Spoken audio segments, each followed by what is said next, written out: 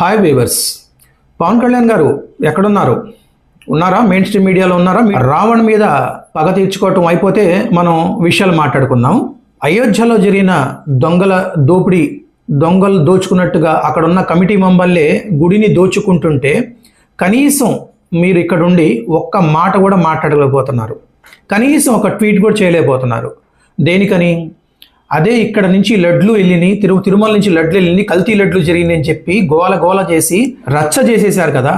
దేవస్థానంలోనే BJP party నియమించిన committee సభ్యులే దొంగలుగా మారి కొన్ని కోట్లు దోచుకున్నారు, స్వామివారి కూర్చున్న నగలు దోచుకున్నారు. అక్కడ మాట్లాడలేకపోతున్నారు. మీరు గొంతు మోగబోయిందా? కేంద్రంలో ఉంది మీ ప్రభుత్వమే, ఉత్తరప్రదేశ్లో ఉంది మీ ప్రభుత్వమే, ఆంధ్రప్రదేశ్లో ఉంది కూడా మీ ప్రభుత్వమే. హిందూ ఐఎమ్ ద హిందూ సనాతని అన్న మీరు హిందువుల ఆరాధ్యమైన శ్రీరాముని దేవాలయంలో జరిగిన దొంగతనాల గురించి, అక్కడ ఉన్న కమిటీ చేసిన దొంగతనాల గురించి ఒక్క మాట కూడా మాట్లాడకపోవటం ఆశ్చర్యం కలిగిస్తుంది.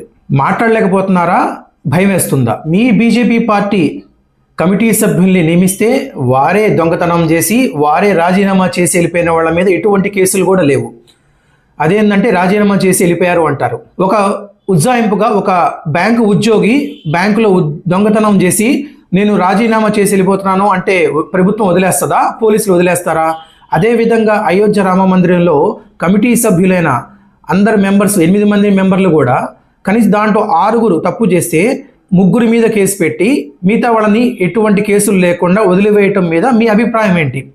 కనీసం సోషల్ మీడియాలో కూడా, ట్విట్టర్లో కానీ ఎక్కడ కానీ మీడియాలో కానీ దాని గురించి మాట్లాడే ధైర్యం చేయలేకపోయారు. I'm the Sanatani, I'm the Hindu అంటారు కదా. తప్పు ఎవరు చేసిన తప్పే కాబట్టి తప్పు బీజేపీ చేసినా బీజేపీని కూడా విమర్శించండి. మీరు నిజాయితీగా దేశం పట్ల దేవుడి పట్ల నిలబడతానంటారు కదా, మాట్లాడండి. ఈరోజు ఎక్కడికి పోయారు మీరు? మీ స్పాట్ లైన్.